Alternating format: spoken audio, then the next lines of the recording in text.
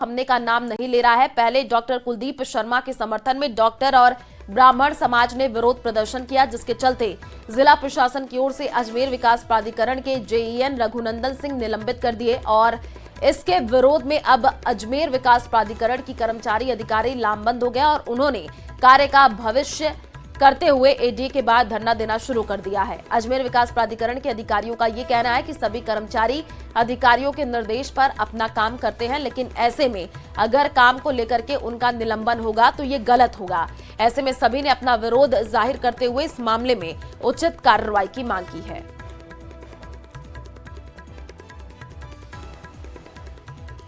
वही हमारे एक जो जेईएन साथी हैं रघुनंदन सिंह जी, ये बिल्कुल निर्दोष हैं। एक नियम की मतलब नियम सम्मत जो आदेश है उसकी पालना के लिए एक दल के सदस्य के रूप में मौके पर जाके अतिक्रमण हटाने में इनका सहयोग रहा, इन्होंने कार्रवाई की।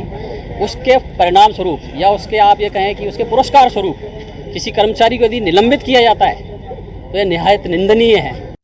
करके लाल चौक बस स्टैंड के पास किसानों का धरना जारी है। किसानों ने बताया कि गिरते जलस्तर के कारण खेत बंजर हो चुके हैं, तो वहीं ग्रामीण इलाकों में पीने के पानी के लिए भी ग्रामीणों को टैंकरों से पानी डलवाना पड़ रहा है।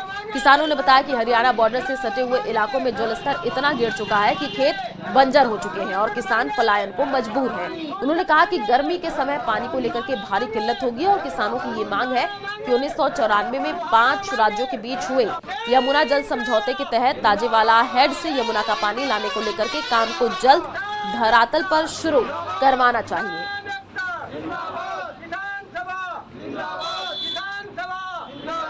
94 में 5 राज्यों के बीच जो समझौता हुआ उसके अनुसार शेखावाटी को आज तक पानी की एक भी बूंद नहीं मिली है। उसकी बदौलत उसका परिणाम ये है कि आज शेखावाटी की 20% जनसंख्या, 50% पशुधन और 90% पक्षी भी पलायन कर चुके हैं यहाँ से। राजसमंद जिले के साकरोदा पंचायत में बल्लियों का गुड़ा में अवैध रूप से हरे पेड़ों की कटाई कर गीली लकड़ी का स्टॉक करने का मामला सामने आया है। वन्य प्रेमियों की सतर्कता से इस अवैध स्टॉक का पर्दाफाश हुआ है, जिसमें बड़ी मात्रा में नीम और अन्य पेड़ों की गीली जो लकड़ी है वो बरामद कर ली गई है। बताया यह जा रहा है कि यह गीली लकड़ी दूसरे राज्यों में तस्करी के लिए तैयार की गई थी और इस खुलासे के बाद वन विभाग भी हरकत में आ गया है और मामले की जांच शुरू कर दी गई है। क्षेत्र में इस तरीके की गतिविधियां पर्यावरण के लिए गंभीर खतरा बनती जा रही है और स्थानीय लोगों का कहना है कि अवैध तस्करों के खिलाफ कड़ी कार्रवाई होनी चाहिए ताकि जंगलों को बचाया जा सके। देखा जाए क्योंकि ये लकड़ी आज नहीं कटी है, ये पिछले कई महीनों से इस तरह की लकड़ियां काटी जा रही है सरकारी अधिकारियों के, गांव के जनप्रतिनिधियों के नाक के नीचे। और विश्व क्षय रोग दिवस की पूर्व संध्या पर भीलवाड़ा शहर के सूचना केंद्र चौराहे पर चिकित्सा विभाग द्वारा जागरूकता कार्यक्रम का आयोजन किया गया है। इस दौरान मुख्य चिकित्सा एवं स्वास्थ्य अधिकारी डॉक्टर सीपी गोस्वामी सहित चिकित्सा विभाग के अधिकारियों और स्टूडेंट ने रंगोली और कैंडल लाइट के माध्यम से आमजन तक जागरूकता पहुंचाई। प्रधानमंत्री टीबी मुक्त भारत अभियान के संदेश को जन जन तक पहुंचाने के उद्देश्य से मारे गांव टीबी न पसारे पांव संदेश का प्रचार किया गया। मुख्य चिकित्सा एवं स्वास्थ्य अधिकारी डॉक्टर सीपी गोस्वामी ने यह बताया कि अभियान के तहत 395 ग्राम पंचायतों को टीबी मुक्त बनाने का लक्ष्य रखा गया है। आज विश्व क्षय रोग दिवस की पूर्व संध्या पर यहाँ पर रंगोली का कार्यक्रम किया गया है। भारत सरकार ने, माननीय प्रधानमंत्री जी ने हमें 2025 तक भारत को टीबी मुक्त करने का लक्ष्य दिया है।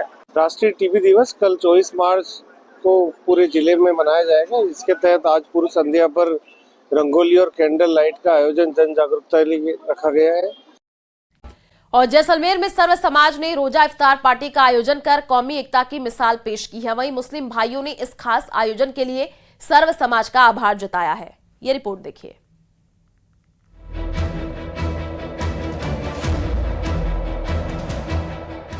सरहद से आई कौमी एकता की तस्वीरें, रोजा इफ्तार पार्टी में प्यार की मिठास, सर्व समाज ने रोजेदारों पर बरसाए फूल।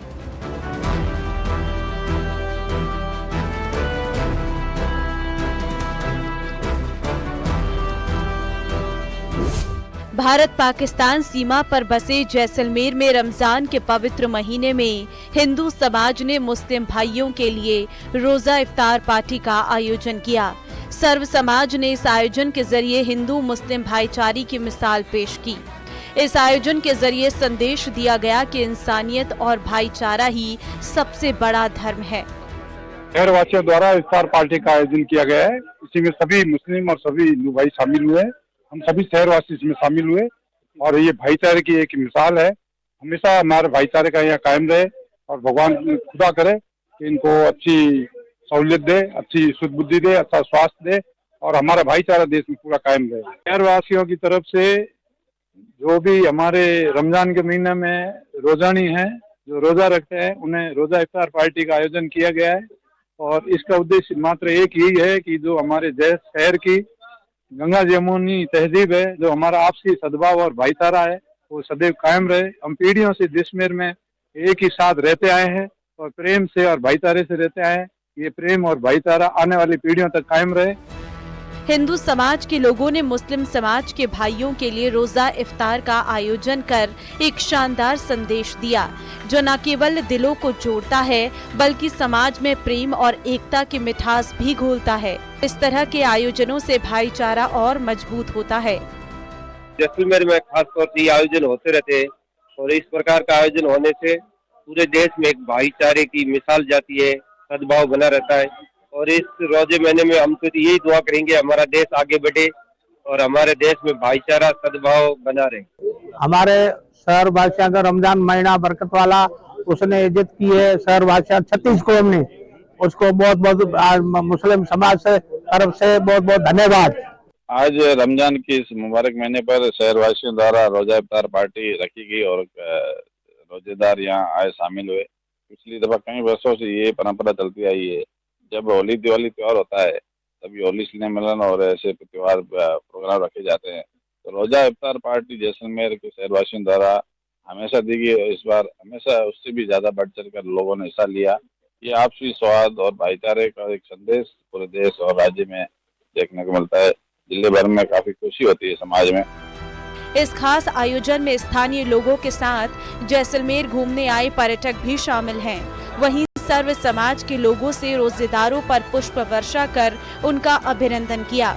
इस मौके पर रोजेदारों ने भी देश की तरक्की और कौमी एकता के लिए दुआएं की। जैसलमेर से न्यूज़ 18 राजस्थान के लिए सावलदान रत्नू की रिपोर्ट।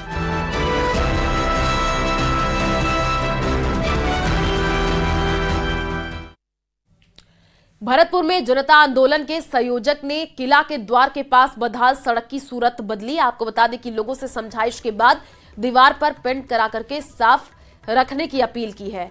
कुछ लोगों के खुले में टॉयलेट करने से मुख्य द्वार के पास गंदगी रहती थी और दुर्गंध की समस्या थी, लेकिन जनता आंदोलन के संयोजक की पहल से अब सड़क साफ सुथरी नजर आने लगी है।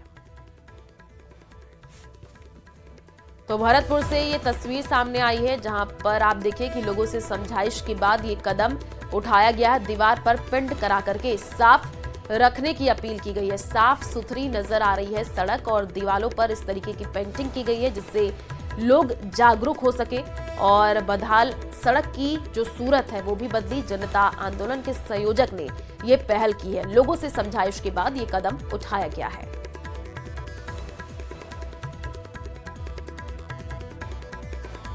ऐसे मिली कि मैं रास्ते से एक दिन आ रहा था निकल के, तो दिख रहा हूँ कि सारी माता बहनें जो महिला जा रही हैं सबके मुंह पे कपड़ा था। और मैं भी निकला था, मुझे उल्टी से होनी, मैं क्या हुआ देखो तो पेशाब की इतनी भयानक बदबू, खुले में लोग पेशाब कर रहे हैं। और वो मार्ग जहाँ सभी बच्चे यहाँ स्कूल पढ़ने जा रही हैं, कॉलेज गर्ल्स कॉलेज में सारे बिहारी जी में सारी माता बहन जा रही हैं। सरकार का नारा महिला का सम्मान करें, तो मैंने सरकार नारे हमें पूरा कर दें, सरकार ना कर रही तो हमने वहाँ जाकर सफाई करा, धुलवा दिया उसको, सफाई करा के उसमें लिखवा दिया है, पेंटिंग दीवार सुंदर बना दी है और लोगों से चेतावनी दे दी है पेशाब ना कर। दशा माता का पर्व राजसमंद जिले में हर्षोल्लास के साथ मनाया गया है। होली के 10 दिनों बाद शहर की सुहागिन महिलाओं ने अखंड सौभाग्य की कामना, परिवार में सुख शांति और घर की आर्थिक स्थिति सुधारने की मन्नत मांगते हुए दशा माता और पीपल की पूजा की। गीत गाते हुए विधि विधान पूर्वक दशा माता की पूजा अर्चना की गई है। सुहागिन महिलाओं ने घर परिवार में 10 दिनों तक व्रत उपवास भी रखे। सुबह से ही महिलाएं स्नान ध्यान से निवृत्त होकर नए परिधान पहन हाथ में थाल सजा करके दशा माता स्थानक पहुंची और पीपल के वृक्ष की पूजा अर्चना की है। महिलाओं ने पीपल के चारों तरफ धागा लपेटा और गीत गाती हुई परिक्रमा की है।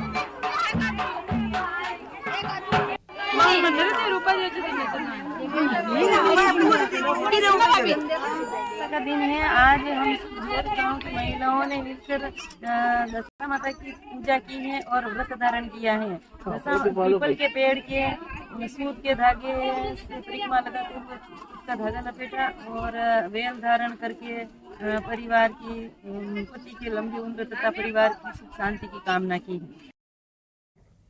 और चलिए फिलहाल इस बुलेटिन में इतना ही। बाकी खबरों के लिए आप देखते रहिए न्यूज़ 18 राजस्थान। नमस्कार।